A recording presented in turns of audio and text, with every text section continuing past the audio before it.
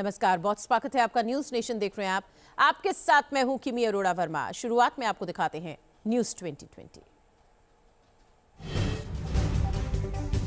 France में जारी है नए पेंशन सिस्टम का विरोध। हजारों लोगों ने सड़क पर उतरकर राष्ट्रपति मैक्रोन के खिलाफ किए नारेबाजी। पेरिस में कई जगहों पर पुलिस और प्रदर्शनकारियों के बीच झड़प। उग्र प्रदर्शनकारियों ने की आगजनी और तोड़फोड़।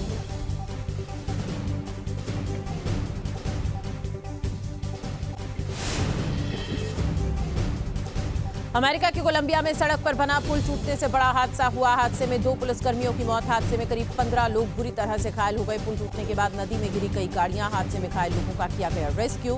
पुल टूटने के बाद लंबा ट्रैफिक जाम लग गया। सभी घायलों का अस्पताल में चल रहा है इलाज।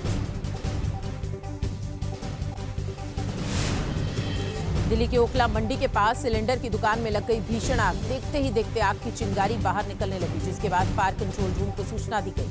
मौके पर अलग अलग फायर स्टेशन से 4 गाड़ियां पहुंची। आग लगने के दौरान अचानक से धमाका भी हुआ, जिससे आग और ज्यादा फैल गई। आग इतनी भयानक थी कि आसमान में आग की लपटें और काले धुएं के गुबार को देखकर इलाके में अफरा तफरी मच गई।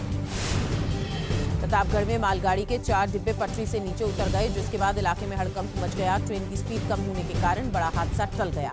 हादसे के बाद रेल रूट को खाली कराया गया। बस्ती जा रही मालगाड़ी का वैगन प्लेटफॉर्म नंबर 2 के पास पटरी से उतर गया। सही समय पर ट्रेन को रोक दिया गया, जिससे कोई बड़ा हादसा होने से बच गया।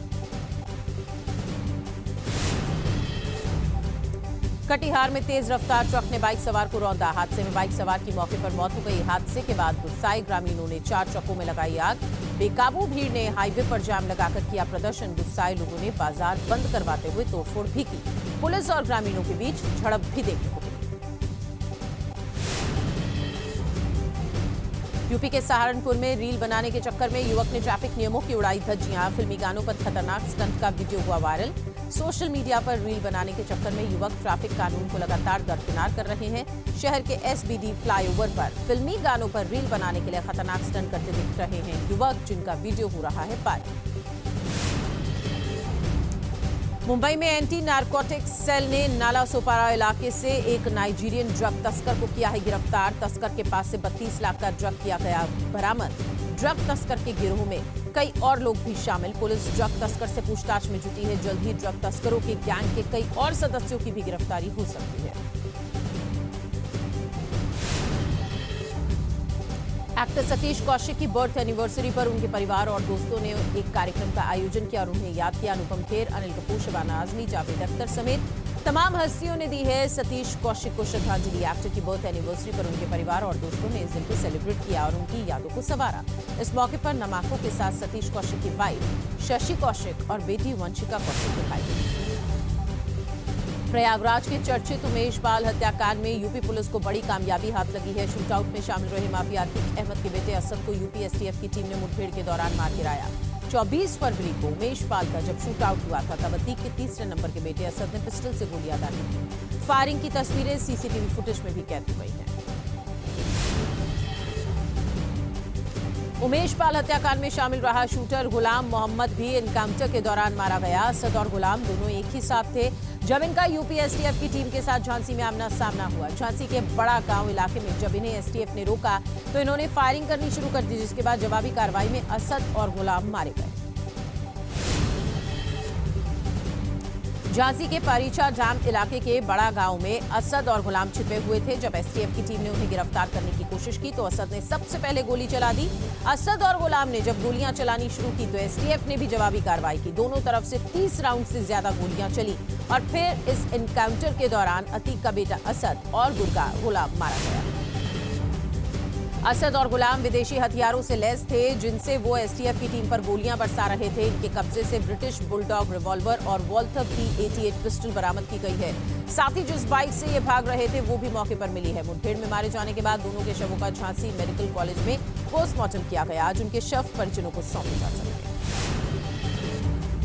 24 फरवरी को उमेश पाल की हत्या के बाद से ही अतीक का बेटा असद भागा फिर रहा था। उसकी तलाश में पुलिस और एसटीएफ की टीम लगातार जुटी हुई थी, लेकिन हर बार वो चकमा देकर फरार हो जाता था। दोनों पर 5-5 लाख रुपए का इनाम भी घोषित था। इस बार एसटीएफ को उसके झांसी में होने की सटीक जानकारी मिली और आखिरकार उमेश की हत्या के 48 दिन बाद असद को एनकाउंटर में एसटीएफ ने ढेर कर दिया। अतीक के बेटे असद और शूटर गुलाम को मार गिराने वाली यूपी एसटीएफ की टीम में 12 पुलिसकर्मी शामिल थे। डीएसपी नवेंदु कुमार और विमल कुमार सिंह की अगुवाई में एसटीएफ की टीम ने इनकाउंटर को अंजाम दिया। दोनों डीएसपी के अलावा इनकाउंटर टीम में 2 inspectors, 1 sub inspector, 5 head constables और 2 कमांडोज शामिल थे। उमेश पाल हत्याकांड में अतीक और उसके भाई अशरफ को प्रयागराज कोर्ट में पेश किया गया। अतीक अशरफ को कोर्ट ने 5 दिन की पुलिस रिमांड पर भेज दिया है। धूमनगंज पुलिस लाइन में हो रही माफिया से पूछताछ 17 अप्रैल को कोर्ट में पेश करेगी पुलिस। जिस वक्त उमेश पाल की हत्या हुई थी उस समय अतीक और अशरफ दोनों जेल में बंद थे। पुलिस अब रिमांड पर दोनों से उमेश हत्याकांड की राज खुलवाई। जैसे ही माफिया अतीक अहमद को अपने बेटे के एनकाउंटर पे माने जाने की खबर मिली, वो प्रयागराज कोर्ट परिसर में ही रो पड़ा। उमेश पाल हत्याकांड में अतीक भी आरोपी है और उसे साबरमती जेल से वारंट पर यूपी पुलिस प्रयागराज लाई थी। रिमांड में कोर्ट में पेश किया गया था, तभी उसे मुठभेड़ में असद के मारे जाने की खबर मिली, जिसे सुनते ही वो रो पड़ा। अतीक के बेटे असद और गुलाम मोहम्मद को प्रयागराज में किया जाएगा दफन। नाना और मामा लेंगे दोनों के शव। अतीक के वकील भी रहेंगे मौजूद। शूटआउट में शामिल रहे माफिया अतीक अहमद के बेटे असद को यूपी एसटीएफ की टीम ने मुठभेड़ के दौरान मार गिराया था। 24 फरवरी को उमेश पाल का जब शूटआउट हुआ था, तब अतीक के तीसरे नंबर के बेटे असद ने पिस्टल से गोलियां दागी।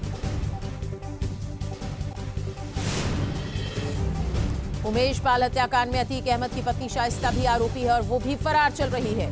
शूटर्स के साथ वो लगातार संपर्क में थी और उसे पकड़ने के लिए पुलिस ने कई जगह छापेमारी की। उस पर 50,000 रुपए का इनाम भी घोषित किया गया है। अतीक के भाई अशरफ की पत्नी जैनब फातिमा, अतीक की बहन आयशा नूरी भी उमेश हत्याकांड में आरोपी है और अभी पुलिस की गिरफ्त से दूर है।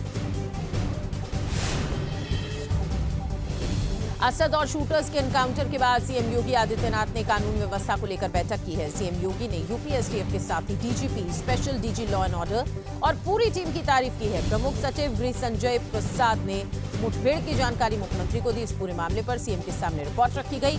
आपको बता दें कि विधानसभा में सीएम योगी ने यह कहा था कि यूपी में माफिया को मिट्टी में मिला देंगे। असद और गुलाम के एनकाउंटर को यूपी के पूर्व सीएम अखिलेश यादव ने झूठा बताया है। अखिलेश ने ट्वीट करके कहा है कि झूठे एनकाउंटर करके बीजेपी सरकार सच्चे मुद्दों से ध्यान भटकाना चाह रही है। भाजपाई न्यायालय में विश्वास ही नहीं करते हैं।